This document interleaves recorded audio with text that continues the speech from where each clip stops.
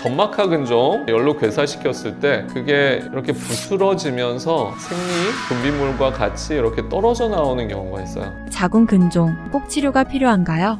자궁 근종이라는 게 원래는 이제 양성 종양인데 우리 여성 3명이 있으면 그 중에 한두 명은 갖고 있는 그런 매우 흔한 질환이라고 합니다. 보통은 크기가 작고 증상을 유발하지 않을 때는 정기적으로 추적 관찰하면서 혹시 커지거나 증상이 생기는지를 관찰을 하면 되고, 경우에 따라서는 난임을 유발할 수 있기 때문에 임신이 잘 안 된다, 그리고 임신을 방해하는 위치에 있다라고 생각이 들면 치료를 할 수가 있습니다. 비수술적인 치료가 필요한 근종은 어떤 것인가요? 수술적인 방법, 비수술적인 치료가 있습니다. 근데 이제 자궁 근종은 이제 결국은 둘 중에 하나를 선택해서 치료하면 되는데, 특히나 이제 비수술적인 방법을 원하는 경우는 크게 몇 가지가 있을 수가 있겠습니다. 임신이 잘 안 되는 점막하 근종이 있을 경우, 점막하 근종은 내막을 이렇게 침범하는 위치에 있는 근종을 말하는데, 그것은 수술적으로 제거하기가 상당히 어려울 때가 많습니다. 자궁을 절개해서 결국 파내야 되는데 자궁 안에 너무 깊이 박혀 있는 거죠. 그렇게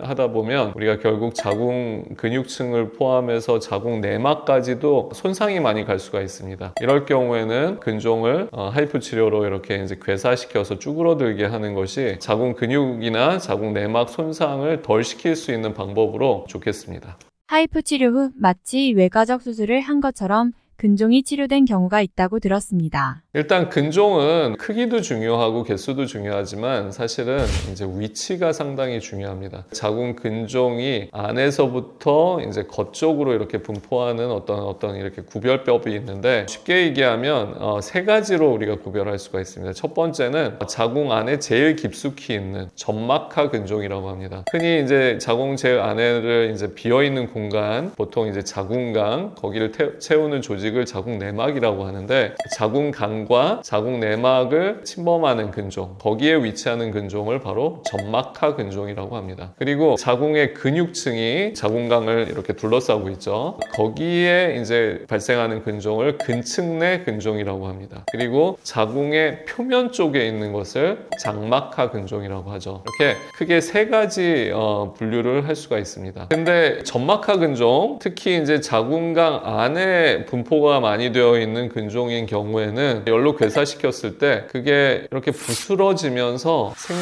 분비물과 같이 이렇게 떨어져 나오는 경우가 있어요. 정말 어떤 경우에는 그 덩어리 자체가 쑥 이렇게 나오는 경우가 있습니다. 그런 경우에는 근종을 줄일 뿐만 아니라 거의 완벽하게 제거까지가 되는 거죠. 그리고 완전히 제거가 안 되더라도 어느 정도 적당히 줄어들었을 때는 자궁경이라는 내시경을 통해서 손쉽게 들어가서 나머지 부분을 제거해 줄 수도 있습니다. 그래서 하이프 치료 후 근종이 완전하게 없어졌다라고 하는 경우는 점막하 근종일 경우가 해당이 되겠습니다. 그 밖에 하이프 시술이 적합한 케이스는 어떤 경우가 있을까요? 어떤 수술을 할 수 없는 그런 컨디션에 있는 환자들이죠. 내과적으로 뭐 만성 질환이 있다든지 간이 안 좋다든지 아니면은 어떤 심혈관 질환이 있어가지고 혈전 억제제와 같은 것을 복용 중이라든지, 이런 환자들은 전신 마취라든지 개복에 의한 어떤 다량의 출혈 아니면 지혈의 문제와 같은 것을 이제 감당할 수 없는 이제 신체적인 이제 상황이 되는 거죠. 이런 분들 같은 경우에는 피가 나지 않고 몸에 이렇게 이제 해가 적은 이런 비수술적인 하이프 치료를 통해서 치료하는 것이 환자의 컨디션을 위해서나 아니면 회복을 위해서 상당히 이제 좋은 방법이라고 할 수 있겠습니다.